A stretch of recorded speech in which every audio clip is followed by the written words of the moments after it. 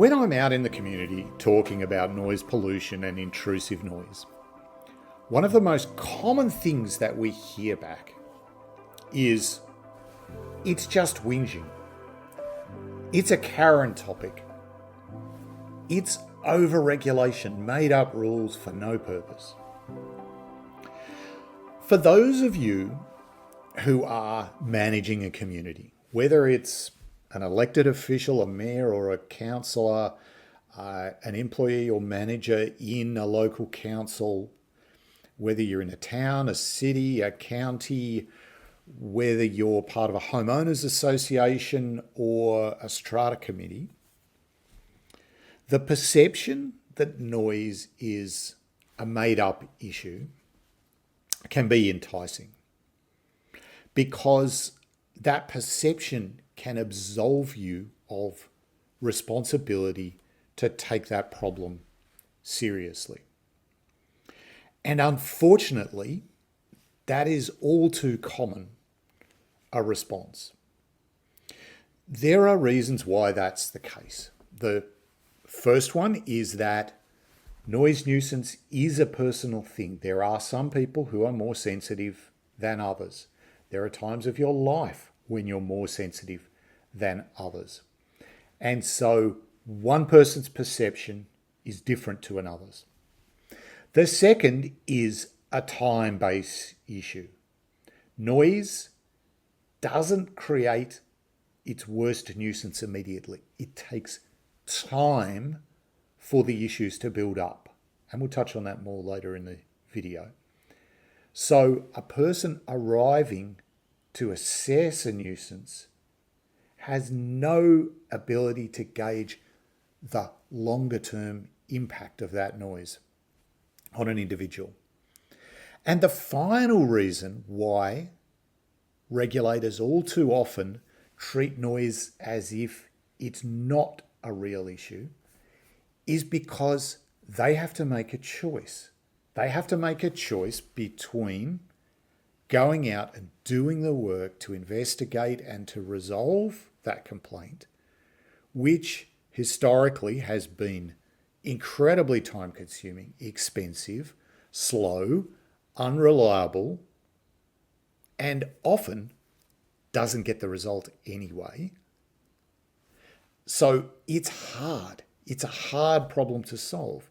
And when you're presented with not just one, but tens or hundreds or thousands of hard problems to solve, if someone presents you an out clause like, she's just a Karen, or those whingers are, a lot of people naturally take the easy way out and say, oh, okay, yeah, it's just a whinger. So what in this video I'm doing is bringing you the bad news that maybe not in every case, but in a large proportion of the cases, that it's not a whinging problem. There is a real issue there, and often there's a very significant issue there. So it is absolutely not the case that it's just whinging. Noise is a real problem. And in this video, as we go forward, I want to, or hope to, share with those city managers some compelling reasons why, using the newer approaches that are available, you can tackle noise issues efficiently, and you will bring huge benefit to your community when you do so. So let's get into it.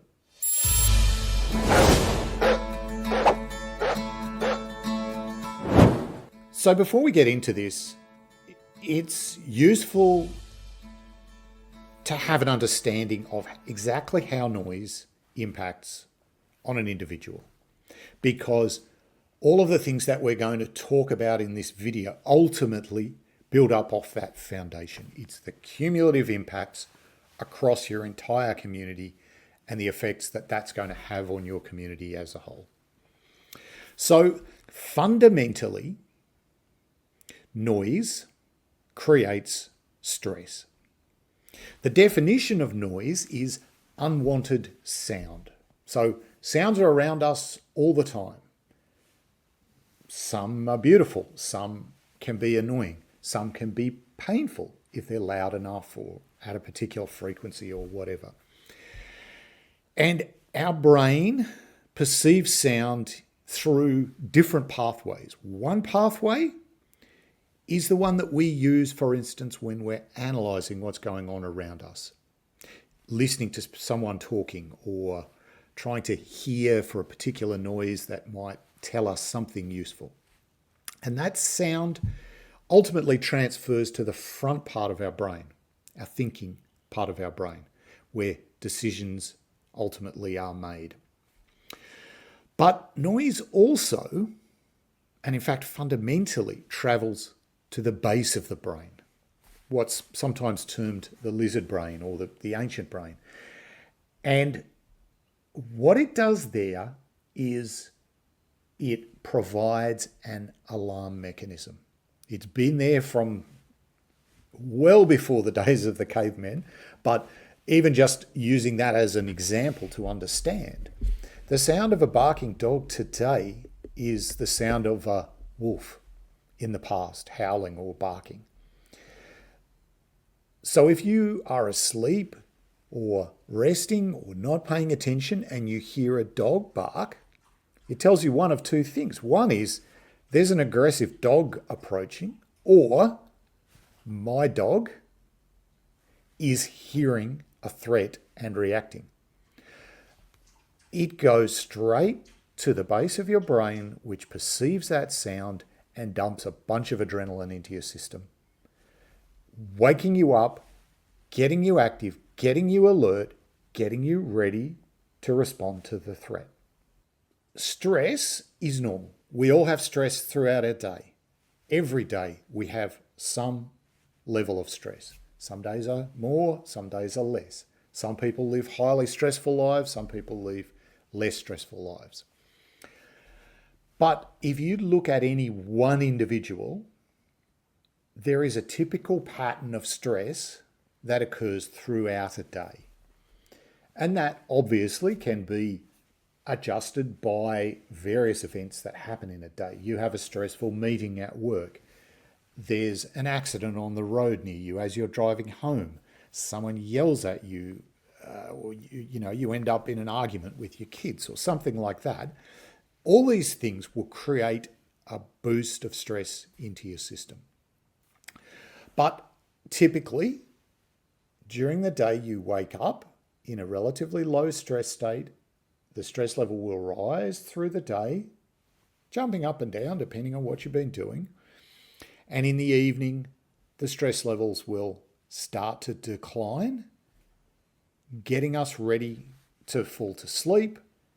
And during the night, they fall further. And we end up with a cycle that gives us energy and movement and motivation during the day with the various different hormones that drive the stress cycle. And at night, we have a rest, repair, relax mode where that stress is washed away. So whenever you have a stressful event during the day, it bumps up your stress levels. And they take time to go down. We all know, you watch that terrifying movie or documentary in the evening, your heart, or a sports game even, a close sports game, and your heart is racing at the end and it's 10 o'clock at night and you go to bed, you're not sleeping. It's going to take time for your body to come down from that high. But it isn't just falling asleep. Our body goes through cycles.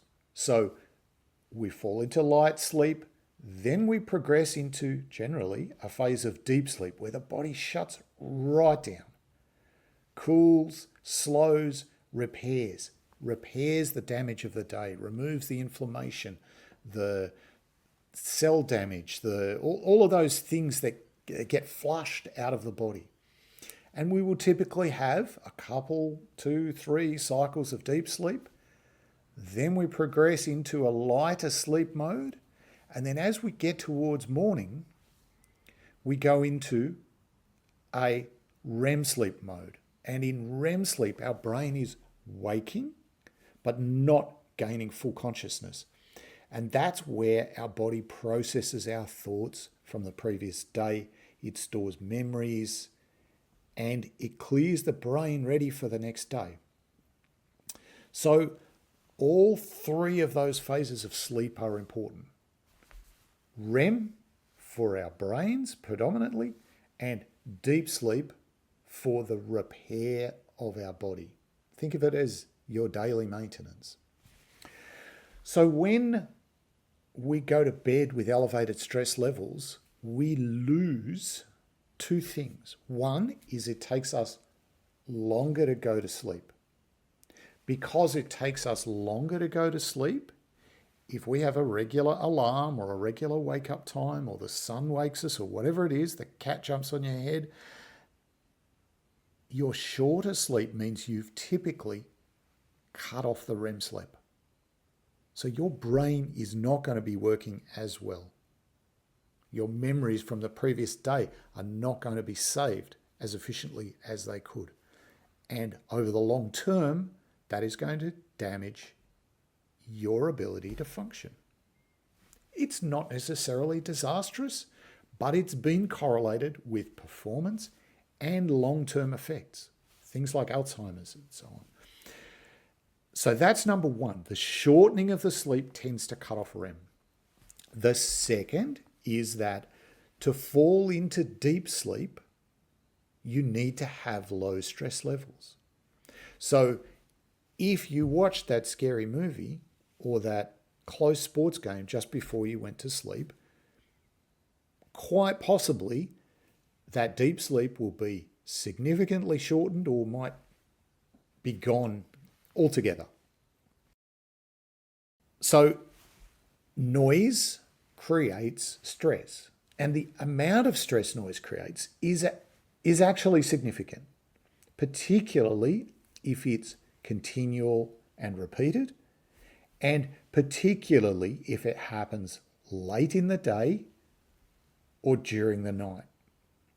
And so when we look at the individual impact of noise on a person, the impact is driven by how loud the noise is they experienced, how long it continued throughout the day, whether the brain had built up a stress reaction to that noise, and the time of day that that noise is occurring. To assess all of those together, it's a complex problem, but the principles are relatively straightforward. And ultimately, when we look at the severity of noise for an individual, it is something that can be understood. We can get the data and we can look and we can analyze and assess how likely a particular noise environment is to be impacting on an individual. So that's how noise impacts, through creation of stress in significant amounts at times that are going to impact particularly on your sleep. Now, being stressed out throughout the day is not a good thing either. That's unpleasant. That can create distraction. That can damage productivity. That can create aggression.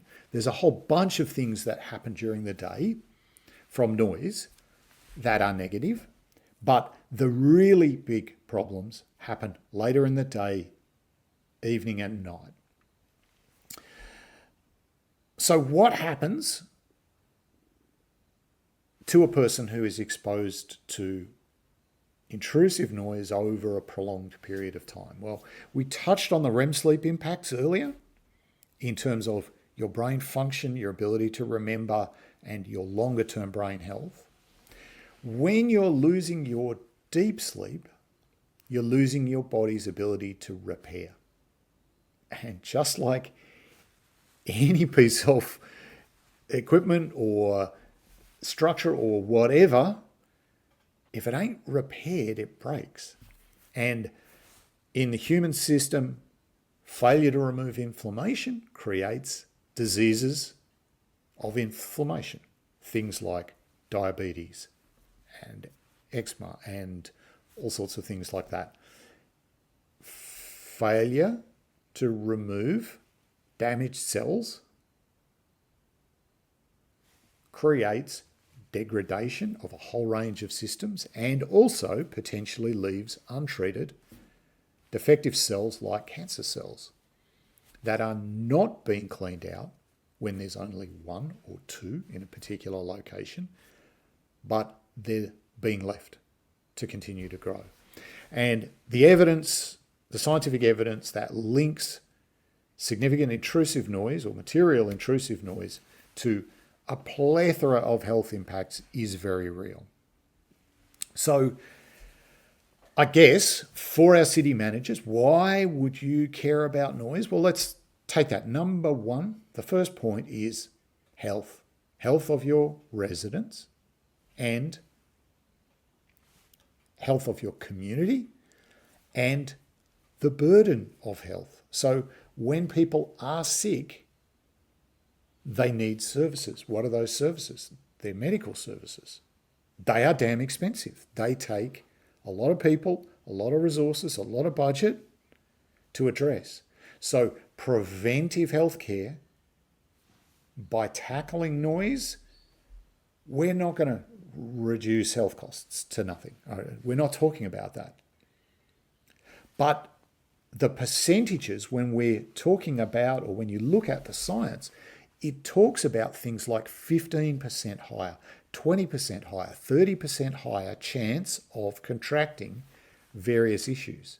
So there is material potential for those who are affected by noise to reduce their burden on health systems and to increase their ability to function in a healthy way in the community. So that's an absolute win by tackling and regulating noise effectively.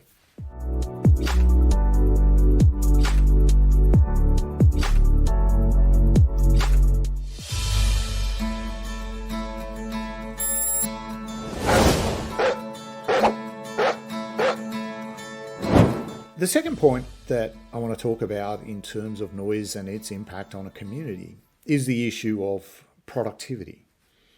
So we touched earlier on noise's impact on sleep. We also know that intuitively that if you are trying to work in a noisy environment, depending on the type of work you're doing, but particularly if you need to be able to concentrate, if you need to be able to communicate with other people, that intrusive noise is going to have a very real effect on your ability to do those things. So what is the scale that we're talking about?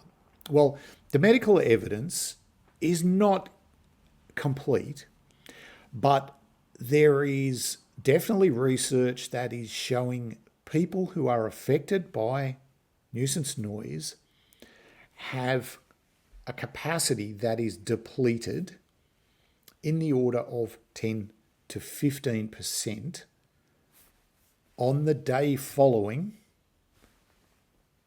nuisance noise that is disturbing sleep. So that sleep deprivation, shorter sleep, the damage to REM sleep, the fact that typically they will wake up with higher stress levels and not a productive stress that's motivating them to work, but a angry, distracted stress. We're talking about, let's use 10% as a round number to get a feel for the impact that it's having. Now, the evidence around what percentage of the community is affected by intrusive noise is not easy to gather. And certain nuisance types are harder to gather that than others. When we look in most cities, noise is the single largest cause of complaints coming into the city. So we know that it's a material issue. We also know that the majority of people that have a noise issue that is affecting them, that they are annoyed about, that they are happy to talk about, do not report it. In fact, some survey work that we've done, not enough to be statistical, but certainly enough to conclude that there is an effect that is real, indicated that around 1 to 2 in 10 people who say that they've got a significant noisy issue have actually reported it. So when we look at figures published by a city, we can multiply that by 5 or even 10 to get an idea of the severity of that noise problem.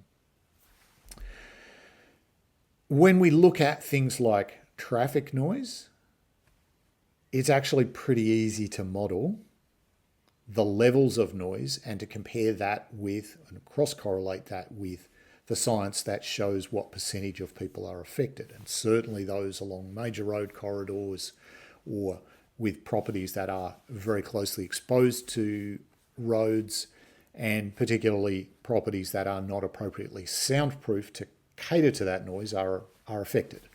And that's very large numbers of people, in the order of 15 to 30% in some cities. And, as you move towards denser, bigger cities and, often in more crowded cities, that can move towards, a majority, 60, 70, 80, 90% of people are affected by noise levels that have been demonstrated to cause harm. When we look at aviation noise, that can be exactly the same. A flight path has a very clearly defined and repeatable and predictable and modelable impact on the health of those under that flight path. And unfortunately, there is a huge disconnect between the health proven or the proven health impacts of aviation noise and what's termed the ANEF, which is the noise modelling used around airports, such that the areas that this modelling report as being affected by noise is an absolute minuscule proportion of those people who are actually affected by that noise. So let's do a little mind exercise. I haven't got hard science behind this. We haven't taken the time to do the detailed analysis, but it should serve as an example for any city manager to think about the impacts that noise can have. And we will take an example, let's say of an airport. And we're going to say that this airport is adjacent to a city of 200,000 people. And let's say that that flight path is impacting on half of the people that are living in that city. That flight path, if it's an airport that has particularly a lot of flights late in the evening, or, which is very common for airports, or even worse, overnight operations where there might be 2, 3, 5 flights overnight coming in or taking off over those populated areas, those noise events are very likely to be waking events, loud enough to wake an individual who is sleeping at that time.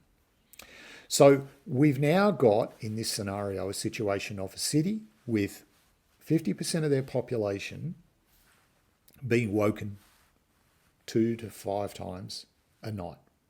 Some people are deep sleepers, some people are light sleepers. One plane will go over while you're in the deep sleep cycle, and because your body is off, it's not going to wake up. Others will be when you're in a light cycle. You'll get fully woken and you're going to get that full stress impact.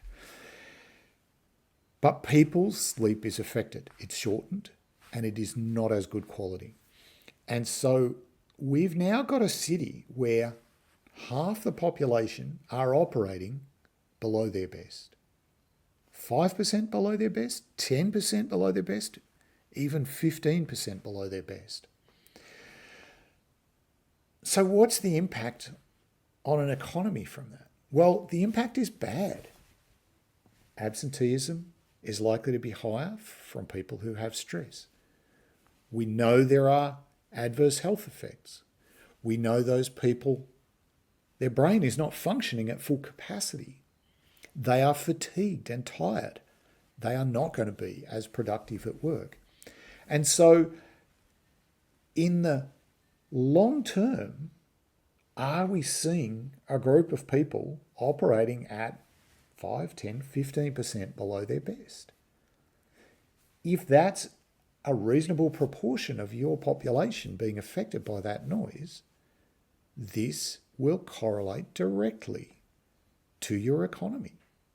If people are producing less, if people are making less, if people are serving less, if people are less able to do high-paying jobs, more complex jobs, this affects the economy of your city. And this may be an extreme case with 50% of the population affected, but it's not impossible. We do see that in cities. Even if it's only 10% of your population and they're affected by 10%, that's 1% of GDP. That's huge. That is a really significant effect. So as a city manager, effectively managing noise issues will boost your economy. It's not dissimilar to smoking. It's provided a boost for the economy through health, through people being in better shape. And you won't see it overnight. This is something that will emerge over time, but it's a very real thing. And if you care about your city and you care about the health, our first point, and the financial well-being of your community, tackling noise is an issue. Now, I've used an example around aviation noise. Why? Because that's something that is readily measurable, anyone can point at, and because it does tend to affect large numbers of people. But it doesn't matter what type of noise we're talking about. It can be the dog barking next door. It can be noisy air conditioners. It can be a bunch of restaurants or entertainment districts that are playing loud music through the night. It can be a culture of hooning with people riding motorbikes or revved up cars through the streets on a regular basis. All of these things will have the same effect. And so regulating even just some of those issues is going to provide a boost for your city economically.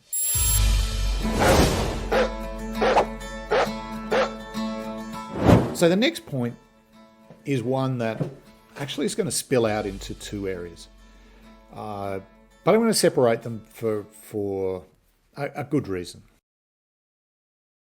So generally, where there is a noise nuisance, there is something creating that noise. Of course, that's obvious. But more than that, there's generally someone responsible for that noise. So a barking dog, it's the animal owner. An air conditioner, it's the homeowner, or maybe the tenant. It's actually really the homeowner. If it's an aeroplane, it's, I don't know, is it the airport? Is it the airline? Is it the passengers? Is it the city who regulated to have a flight path over residential areas? If it's traffic, it's the city, I guess, maybe the city managers. People want responsibility, want accountability. And when we associate something with stress, it creates conflict. So if I'm being woken 4 nights a week because of my neighbour's dog, I'm getting a stress reaction. And at the same time, I'm thinking about that neighbour and their dog. And that creates a pattern in my brain. When we scale that across a city, that creates stress and conflict. Now, a one-off event is not that big a problem, but when it's repeated, it does create stress and it does create conflict. And a person who's had a bad night's sleep, who walks out the front door and sees their neighbour and says, "Your bloody dog kept me up all night last night." The fact they've said that in a rude way, in an abrupt way, exacerbates conflict. The person with the dog is going to go, "Whoa, yeah, there was a possum in the tree." Or, "We know, we went out, we brought him inside." And they feel attacked. And so now we're building conflict and tension and aggression in your community. There are reasons it's there. It's natural. People who are stressed are not necessarily great mediators or negotiators and able to communicate in the most appropriate way. So this is perfectly normal. This is going to happen. As a city manager, what can we do about that? Well, choosing one person and labeling them as a whinger is definitely the best way to make it worse. The response you're going to get from that is, one, that person is also going to start getting angry at you because you're not helping them. Two, there's often an association that you are picking on me, you are ganging up, you're unfairly supporting that person who's creating a noise. Three, you're reinforcing to the person making the noise, often, not always, that their situation is normal and it's okay. And so it can communicate the message that the noise is fine and therefore the noise will likely persist. So, their example, that's probably an extreme example, but the labeling of people in absence of evidence is just a bad idea. It's convenient, yes. It stops you from having to go and gather that evidence, but ultimately it's extremely counterproductive. It doesn't solve the problem. It increases the stress levels, and ultimately it's just not the way to do things. Our experience with our customers has demonstrated pretty clearly that when noise issues are solved quickly, the stress levels don't have the time to escalate. If I've been sleep deprived 3 nights in a row, I'm going to be annoyed. If my city, when I complain about it, responds proactively and says they are going to investigate and has a system and the technology and the approaches to be able to investigate it quickly, that reduces my stress level. If there's an investigation going on, when that person is hearing that noise, they can even be happy, believe it or not. Oh, I'm glad because the city is capturing evidence and now that noise is being recorded. That's going to help me solve the problem. And we've seen that. We've had that reported from many of our customers, that when an investigation is underway, that immediately diffuses the most extreme of stress levels. If you delay, those stress levels just progressively build up. If there's a perception the city is doing nothing or is ineffectual, the city will get associated in with the stress in addition to the person creating the noise. For the person who is creating the noise, it depends on their personality, whether they get angry in return or whether they're just going to let it ride. But most often, if someone is hating on you, you sort of going to do the same in return. Okay, it's how we fight bullies, is by fighting back, and there's always, when conflict starts, it tends to get pushed back and it tends to escalate until something breaks it down. So at a systemic level or at a community level where we're seeing noise being poorly addressed, it's going to drive stress levels and conflict levels in your community higher. And we've talked about the health impacts of stress. Having human conflict tied in there as well just makes it worse, can make it significantly worse. There can be no noise and you just see a person and that can make you angry or annoyed because they're ruining your life. And so quick response to noise and definitive fact-based resolution of noise is a way to reduce conflict in your city. And perhaps the best evidence that we've seen of this is not neighbour-to-neighbour noise, but a study that was not that long ago, I think it was 18 months ago, released in Holland, looking at noise levels associated with an airport. It was a perfect laboratory. It's a cross runway. So one north-south, one east-west. And depending on the way the wind is blowing, one direction is either used or not. So it's either north-south or east-west being used on a particular day, or in this case, night. Well, and in this case, night, I should say. So there was a laboratory happening where some days there were noise and some days there were not noise. So there was an ability for the scientists to measure the short-term impact of materially elevated noise levels. Now, we tend, the science is telling us that noise is generally a medium to long-term issue. It's not one night that creates a problem.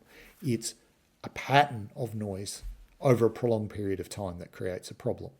So in this example, both of those communities, whether it was on the north-south runway or the east-west runway, were experiencing elevated noise on a regular basis.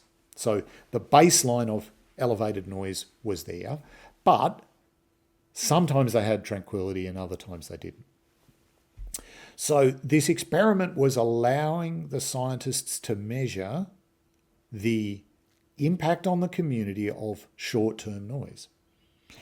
And they looked at a whole range of criteria and different parameters. And the one that they settled on, the most interesting one, was there was a significant increase in the percentage of violent crime on nights that aircraft were taking off or landing above a particular part of the community.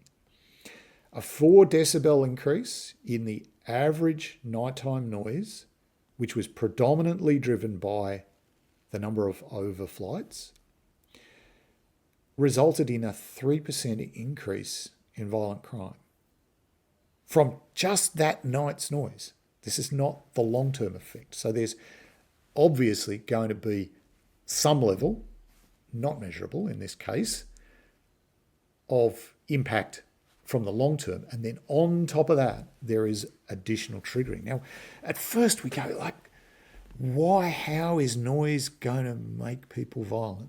How does that work? Well, stress levels, we've talked about that plenty already. So yeah, okay, that's a starting point.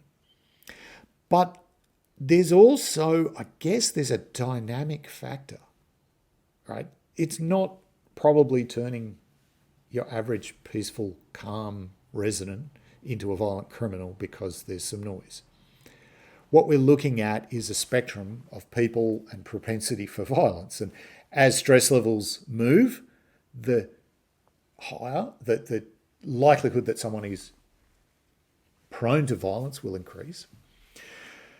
But there's also a percentage of the population that are now, let's say, prone to violence. If it's a bad day, they're going to be at risk, whether it's out on the street or whether it's domestic violence, which probably wasn't reported, the domestic violence. We're talking about, reported violent crime, which is majority likely to be out on the street. The fact is, let's visualize it. We've got someone who's had a bad day, someone who fits in this class that when they're not happy, they might throw a punch. They've got back from their day, they're in their house, they've sat down, they're in front of the telly. Are we done for the day? And then a plane flies over. Or the neighbour's dog starts barking. Or a party starts up down the road. And that person is affected by that. It's stopping them from hearing the TV. Gets them up off the couch. They wander around. Then the noise occurs again. They move to the door. Then they hear it again. What are they doing? Are they progressing out onto the street? And in the paper, it was aeroplanes. So it's someone, it's Grandpa Simpson yelling at the planes flying past. But they've gone outside. They're affected. They're annoyed. And there's potential for a factor. So, we read the paper and wow, this didn't make sense in the first instance. But when you think it through, this is real. It's practical. The science was very clear in that particular laboratory. The laboratory of short-term noise, the getting up and out the door motivation, the I've been disturbed in my situation, I'm angry about it factor. The underlying effect of the long-term noise wasn't measured because both sides of that community were affected by long-term underlying noise. So there could be materially higher than that 3 or 4% increase for a 4 decibel background noise. And a busy airport is going to have a 10 or 15 decibel increase, right? This is material. That barking dog next door could easily be 10 or 15 decibels above background noise level. So noise is not the cause of violent crime. We're not suggesting that. But noise is both a contributing factor through higher stress levels and creation of that community conflict or that perceived conflict with an individual, and B, it's a trigger event that gets people up and annoyed and in a state where they're going to do harm to someone else.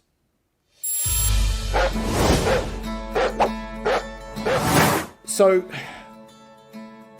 that's a snapshot for us of some of the things that we have learned over the journey that we've been on with NoiseNet. We knew that noise was a problem. We'd experienced it. We knew, as we talked to other people, we knew they experienced it. And people were continually being told, no, you're a whinger. You're just sensitive to noise. It's your problem. There's no doubt that there are people who are insensitive to noise and there are those that are hypersensitive to noise. But the reality is the 90% in the middle are affected by noise.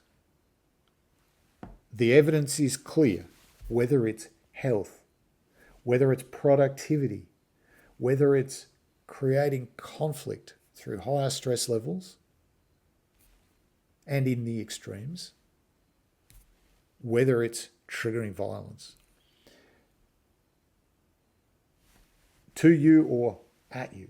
If it's in your community, it's affecting you. So we think that city managers have not a problem here. They have an opportunity.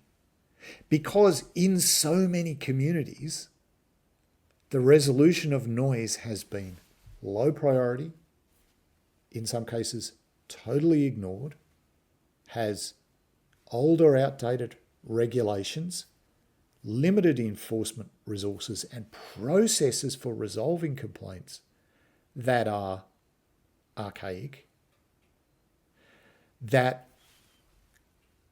it is a simple step for the city manager to change this process, to improve their regulations, to invest a little more. And in some cases, you don't need to invest more. Your current processes are so inefficient that by simply upgrading your processes, procedures, and use of technology, you're going to be break even or even save money. But if you put some effort in to tackling noise, you're going to create a range of short-term and long-term benefits. Improving productivity in your economy, everybody wants that. Improved health in your community, which in itself is a critically important thing, but also has fantastic financial benefits for the community. Reducing community conflicts, improving harmony in the community, and reducing violent crime. And this can be done for the cost of less than one police officer a year in most cities. For less than the cost of one police officer. So our message is simple. Noise is not about whinging. Noise is a real problem. For the majority of cities, although it is a problem in your city, it is creating harm in your city right now, you can take simple, concrete steps in the short term to start to change that. And our view from our experience with our customers is material and measurable changes can happen in as little as 18 months. You are going to start improving these things. The burden, the weight, the load that noise is creating on your community at now can start to be lifted. It's something you can be proud of. It's something you can talk about with your community. It's something that is going to make your community happier, healthier, wealthier. And really, the cost is minimal or even zero. So we think noise is worth some attention for city managers. We're here to support you on that journey. We can help you to discuss ordinances and regulations and how they can be refined. We can talk about processes and procedures, how you can upgrade those processes in an efficient way, and we're here to support your teams in the field, giving them the information and the tools that they need to solve noise more efficiently. So please get in touch. Come talk to us. We're not about creating onerous regulations. We're about creating reasonable regulations, making sure they're enforced to make your city a better place. Thank you from me and from all of the team at NoiseNet for taking the time to listen to this video. And we are hoping for you and for your community a wealthier, healthier, happier, and more tranquil future.